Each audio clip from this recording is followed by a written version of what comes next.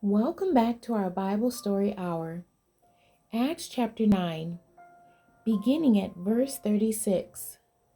Dorcas is restored to life by Peter. I do not own the rights to this music.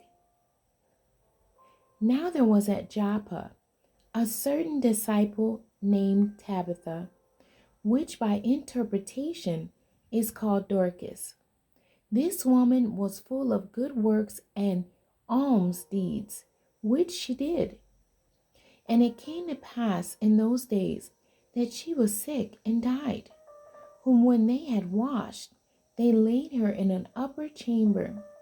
And forasmuch as Lydda was nigh to Joppa, and the disciples had heard that Peter was there, they sent unto him 2 men, desiring him that he would not delay to come to them. Then Peter arose and went with them. When he was come, they brought him into the upper chamber, and all the widows stood by him, weeping and showing the coats and garments which Dorcas made, while she was with them.